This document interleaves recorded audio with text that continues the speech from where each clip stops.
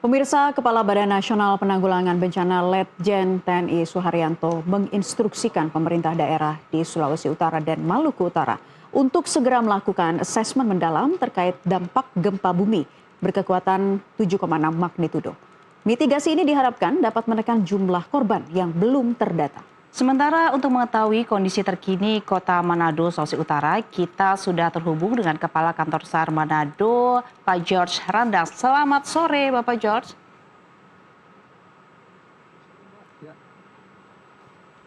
Selamat sore, Pak George. Terima kasih telah bergabung di NTV Prime. Bisa mendengar suara kami, Pak George? Bisa dengan jelas ya. Iya, Pak George, pagi tadi gempa bumi berkekuatan magnitudo 7,6 berpusat di perairan Bitung, Sulawesi Utara. Ini gempa menimbulkan dampak bagi warga di Manado. Situasi terkini di sana saat ini seperti apa, Pak George? Bisa diinformasikan pada kami?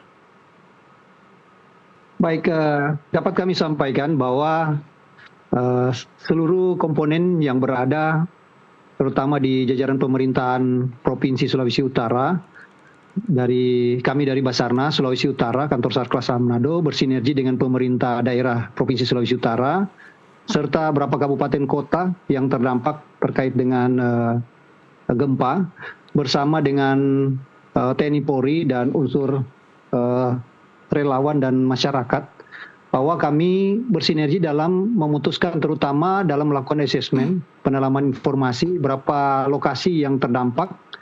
Dan kami utamakan terkait dengan data laporan apabila ada korban yang diinformasikan di beberapa tempat yang menjadi konsentrasi yang dilaksanakan pendataan pagi tadi, yaitu di daerah Kota Manado. Dalam hal ini di wilayah Sario ada satu warga yang sudah diketahui bersama tertimpa gedung gedung KONI yang berada di Sario. Dan pagi tadi bersinergi dengan unsur gabungan, korban langsung dievakuasi. Dan kami juga mendata ada berapa laporan terkait dengan beberapa korban luka ringan yang sampai saat ini masih dalam pendataan. Kalau yang kami dapat ya satu orang ya yang di daerah wilayah Manado, dan ada berapa di daerah kabupaten yang lain. Namun ini pun kami masih berkoordinasi dengan pemerintah kabupaten, terutama BPBD yang ada.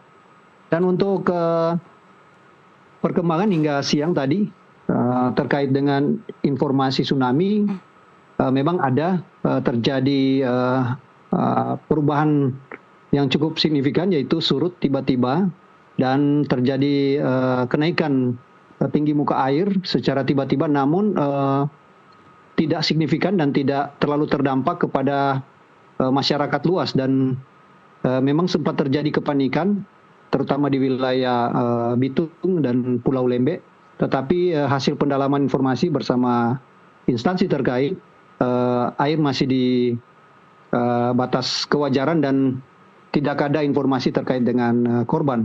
Namun kami tetap berkoordinasi terus untuk mendapatkan informasi terbaru, karena beberapa titik memang cukup luas ya, apalagi wilayah Sulawesi Utara yang ada perubahan, yaitu di wilayah pesisir sebelah timur yang berhadapan langsung ke Laut Halmahera. Demikian, Mbak.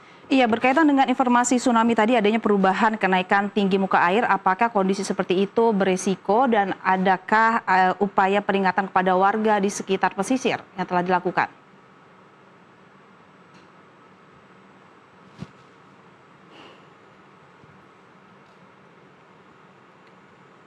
Pak George? Ya. Jadi dapat kami informasikan terkait dengan resiko, memang sangat berisiko ya, apalagi sudah ada rilis terkait dengan antisipasi adanya tsunami. Namun di tingkat kewajaran tinggi gelombang atau muka air, masyarakat melakukan pemantauan dan mengantisipasi bersama, sehingga terjadi perubahan-perubahan, mereka masih bisa dengan sadar mengevakuasi mandiri. Namun setelah melihat kondisi yang ada, tinggi muka air tidak terlalu signifikan, sehingga mereka masih beraktivitas kembali. Demikian, Mbak. Iya, Pak George tadi dikatakan bahwa wilayah Manado, tepatnya di wilayah Sario, kalau tidak salah, itu dampaknya yang cukup parah. Nah, saat ini kondisinya seperti apa? Karena peristiwa ini menimbulkan dampak kerusakan bangunan. Di wilayah Sario sendiri seperti apa kerusakan yang terjadi di sana? Jadi kami sampaikan sesuai dengan asesmen bersama dari pemerintah provinsi maupun kabupaten kota, serta kota Manado, saat ini memang khusus yang terkonsentrasi yang ada korban jiwa, memang ada beberapa titik ya, selain di kota Manado ada beberapa titik yang ada bagian-bagian rumah yang terjadi kerusakan ringan, ada yang berat.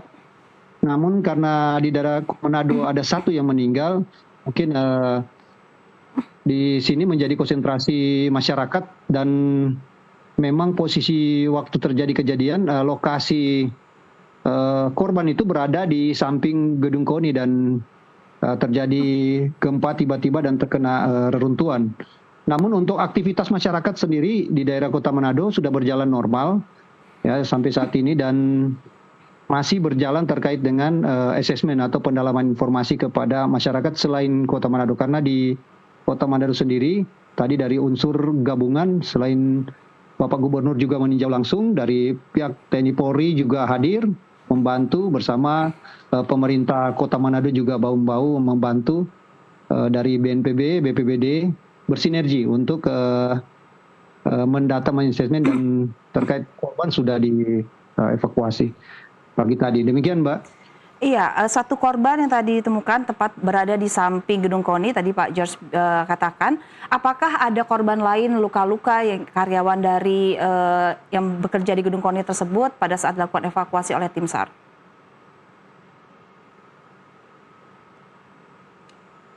Ya, jadi kalau kami boleh informasikan, walaupun data masih sementara, ya, di Kota Manado sendiri ada 4 orang ya luka-luka ringan yang tentunya sudah bisa kembali bergabung dengan keluarga. Untuk di lokasi KONI sendiri ada 1 orang yang saat melakukan perbantuan terkena serpian di kaki dan sudah diberikan pertolongan awal. Dan di daerah Minahaka Utara juga ya ada 1 orang. Namun kami